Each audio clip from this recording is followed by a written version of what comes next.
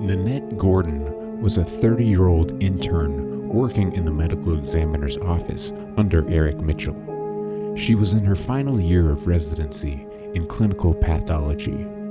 A couple weeks prior to her death, she told her friends that she thought someone had been inside of her apartment. She found things like her underwear moved around and money missing from her purse. She was last seen around 11 p.m. on Friday, August 16, 1985, when a friend dropped Nanette off at her apartment after the two of them attended a classical music concert at St. James Episcopal Church. Earlier in that day, she had been in Connecticut interviewing for a job at Hartford Medical Center. Nanette was described by her neighbors as being quiet as a mouse, but in the early hours of August 17th, Nanette's upstairs neighbors awoke to the sound of a woman screaming and things being knocked around coming from Nanette's apartment. Nanette's downstairs neighbors also awoke to what they said sounded like a baby crying and a chair being pulled or rolled across the floor. On the following Monday, her upstairs neighbors contacted the manager after they realized Nanette had not picked up the newspapers outside her apartment the entire weekend. She was found dead in her apartment on Monday, August 19th, 1985. There was no DNA found. Detectives believed that the crime scene had been cleaned and manipulated. She was found in bed. Her nude body was neatly tucked under her bed sheets, with the sheets going all the way up to her neck. Detectives believed her body had been tucked in after she had been strangled. District Attorney Bill Fitzpatrick said it was one of the oddest crime scenes he's ever seen, saying, quote, "It looked staged. It was like someone made it look like she fell asleep." The scene was most unique in that everything appeared to be in absolutely perfect order indeed, too much so. Investigators were convinced someone had manipulated the scene. She was laid out perfectly on her back, arms at her side,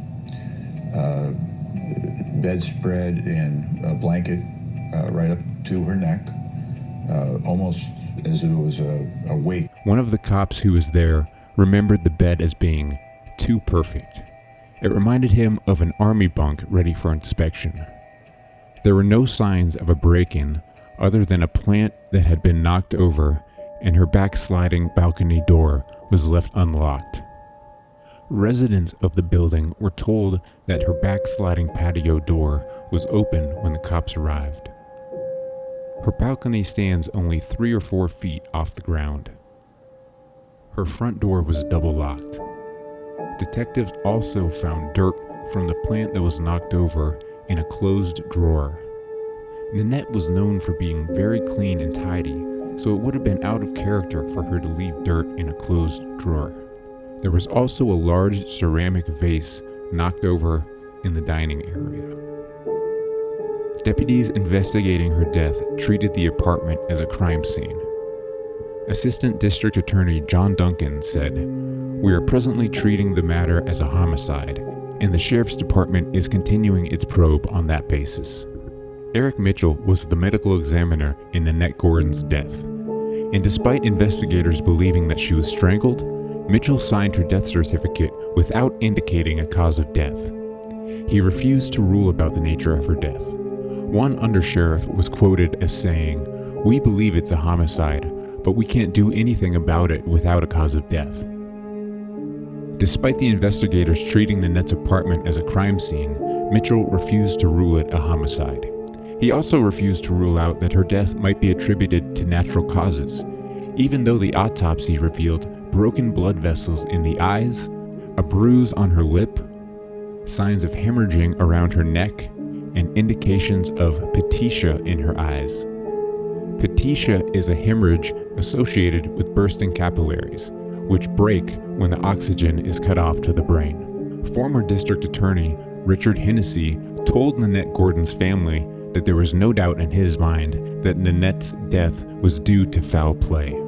Mitchell's former boss, Dr. Joseph Davis, wrote Mitchell a letter advising him to declare the case a homicide, stating that he, Davis, believed Nanette was killed by someone who is adept in the matters of judo or similar exotic techniques, or a police officer trained in the principles of the carotid artery compression control method. However, Erik Mitchell declined to make a ruling and denied any reason for a second autopsy. Nanette Gordon's family believed she was strangled, and they eventually became so fed up with Erik Mitchell's indecision that they hired lawyer Sidney Maines to review Mitchell's conduct and to pressure the court into forcing Mitchell's hand. Judge Donald Miller criticized how Mitchell and investigators mishandled the case, saying, quote, "If one of my staff died, I'd have torn everything in that place apart." Gordon's lawyer, Sidney Maines, said Mitchell should have recused himself from the autopsy and investigation due to a conflict of interest because he knew Nanette Gordon. Mitchell said it was not uncommon for him to perform an autopsy on the remains of a person he knew, and he denied any conflict of interest. In November 1987, Erik Mitchell changes the cause of death from pending to undetermined, which eventually led Nanette Gordon's family to hire a private pathologist who concluded Nanette was in fact strangled. Here's where the story gets strange. Not long after Nanette's death, Erik Mitchell showed up to work wearing a pair of clog boots that belonged to Nanette Gordon. In 1987, Erik Mitchell officially became a suspect in her death after an anonymous employee in Mitchell's office contacted the sheriff's office and stated they believed Mitchell was involved. On July 9, 1987, Erik Mitchell was brought in for questioning, where he admitted to having an affair with a woman he worked with, but denied allegations that he was having an affair with Nanette Gordon. He denied anything other than a strained professional relationship with Nanette Gordon, who he described as aloof and businesslike during her rotation. During the police interrogation, Mitchell told detectives that on the weekend of Nanette Gordon's death, he was working late into the early morning hours, and while driving home, he decided to pull off the road and go to sleep for a few hours. Through the investigation of this video, we discovered that Nanette Gordon lived 10 minutes away from the medical office where she and Mitchell worked. Mitchell lived roughly 28 minutes away from work. He pulled over to sleep at Card's Corner, approximately halfway between work and his home. Google Maps shows that he drove for 13 minutes before he allegedly pulled over because he was too tired to drive the remaining 15 minutes. 2 days after Erik Mitchell was questioned by police, his wife called the sheriff's office and told them that Mitchell had written her a 26-page letter where he admitted that he had an affair with a woman at work and that he had an unregistered gun and was planning to take his own life. The sheriff's deputies were preparing to launch a helicopter to search for Mitchell's body. However, the search was eventually called off after Mitchell returned home. He refused to tell anyone where the weapon was. The police never read the 26-page letter because Mitchell's wife would not allow them access to it. Police never obtained the gun in reference either. The sheriff's office conducted a 5-day investigation into Erik Mitchell's alibi before ultimately clearing him as a suspect, having substantiated all but 10% of the weekend. According to Sheriff John Dillon, the only time that could not be substantiated was when Mitchell said he pulled off to the side of the road and fell asleep. When asked about why Mitchell was eliminated as a suspect, Dillon told reporters, "He wasn't a suspect. He was a guy who had to be interviewed. Other guys had to be interviewed too." In court papers, Nanette Gordon's mother, Leona, claimed Sheriff John Dillon failed to adequately investigate the death, particularly failing to conduct a full and complete investigation of all of the staff of the medical examiner's office. At the end of the police report into Erik Mitchell's whereabouts around Nanette Gordon's death, Detective Laverne Doctor wrote, I draw the conclusion that the rumors that are going around pertaining to Dr. Mitchell are totally unsubstantiated and no further investigation is required. The court's inquiry into Erik Mitchell's handling of the case told a much different story and raised a number of red flags on his behalf, one of which revolved around microscopic tissue samples taken at the autopsy. These samples may be useful in a difficult case like Nanette Gordon's, experts say, because they might show a disease not seen at the autopsy, such as an undetected heart problem. These samples sat unexamined in Erik Mitchell's office for over a year after Nanette Gordon's death. One source said it was difficult to determine exactly how long after a year it was examined because it was not Mitchell's practice to date his reports. Eventually, the findings came back negative, but Mitchell still refused to declare the case a homicide.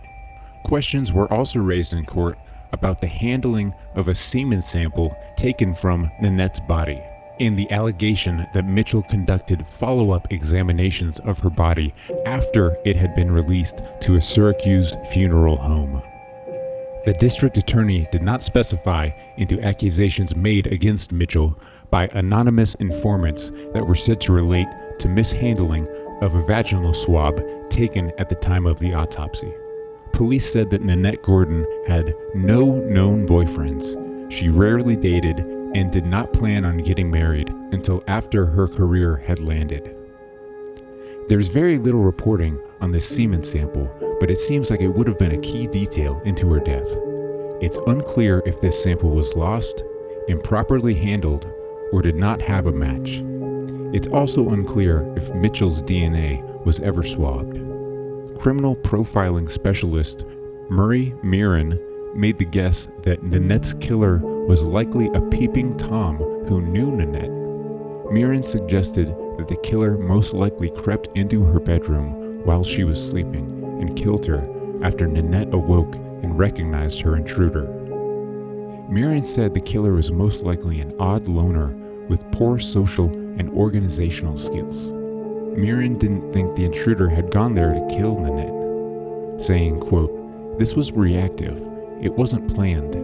It was done for self-protection. She woke up to confront the intruder. She knew who it was. The intruder knew he could be identified. He wasn't a stranger or a casual thief. She was murdered to protect his identity. He couldn't believe what he had done." Mirren believes the killer left immediately after. This case began to gain notoriety in the press, and Nanette Gordon's family pressured a judge and grand jury to review Mitchell's handling of the case. In 1989, the court removed Erik Mitchell from the case and appointed a team of outside medical examiners to review Nanette Gordon's death.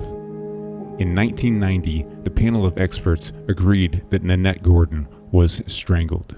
In August of 1990, with the case finally declared a homicide, police began investigating whatever leads had not already dried up, which led them to Nanette's upstairs neighbor, who originally contacted the apartment manager. A mother and her son lived above her, and the police believed the son to be a suspect. While investigating this neighbor, police received a phone call from an anonymous woman who told them they had the right suspect. You have the right suspect. You have the right suspect. Police unsuccessfully sought this woman's identity, but they never heard from her again. They considered the neighbor a suspect, but did not have enough evidence to charge him, and eventually the case ran dry. The neighbor who was considered a suspect has since passed away. TV's Unsolved Mysteries wanted to do an episode on the case in the 90s, but Nanette Gordon's family declined. The court's investigation into Erik Mitchell's office led him to step down from his job in Syracuse, rather than face criminal charges for violations unrelated to the Nanette Gordon case. He relocated to Kansas, where he would continue to make headlines for more questionable cases. No one has ever been arrested in connection to Nanette Gordon's death.